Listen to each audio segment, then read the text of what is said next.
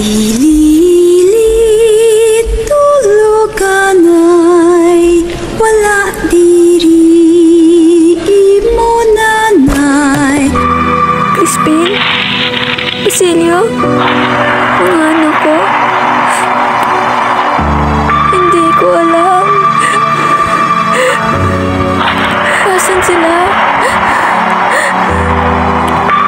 Crispin? Basilio?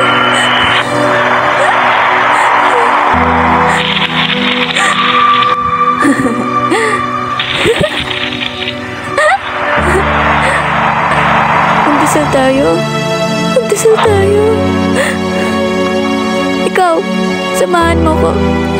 Magdasal tayo. Ngayon, mga araw ng mga patay. Magdasal tayo.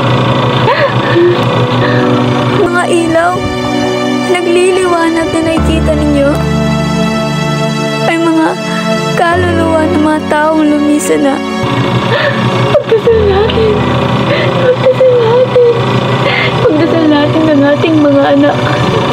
Anak ko. Mga anak ko. Mga anak ko.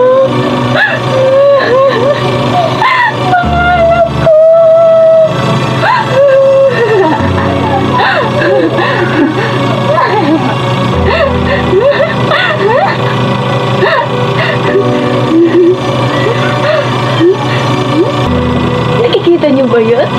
Ang mga ilaw sa kampanaryo?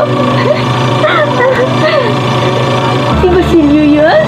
Ang aking panganay anak na nagpapatustos sa lupit ng kampana. At ang ilaw sa kumbento? Nakikita niyo ba yun? Alam niyo ba kung sino yun? Si Crispin yun. Ang aking bunso. Pero...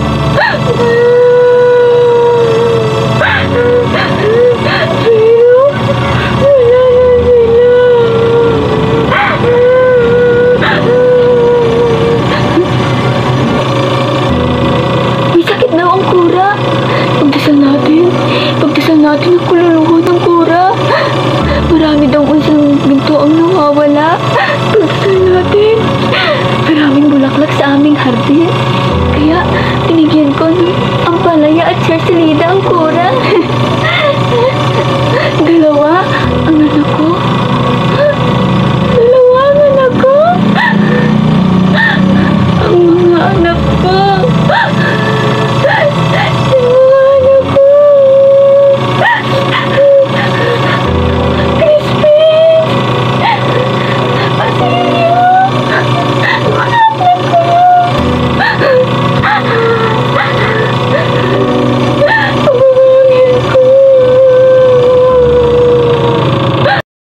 Ako, si Sisa, inilalarawan bilang maganda, mabait, mapagmahal at kayamagi.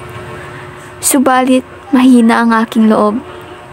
Itinuturing kong Diyos ang aking asawa at anghel ang aking mga anak.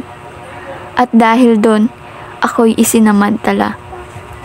Ako ang representasyon ng Filipinong ina sa panahon ni Rizal. Bilang dukha, mangmang at kahabag-habag sa maling pagtitiis.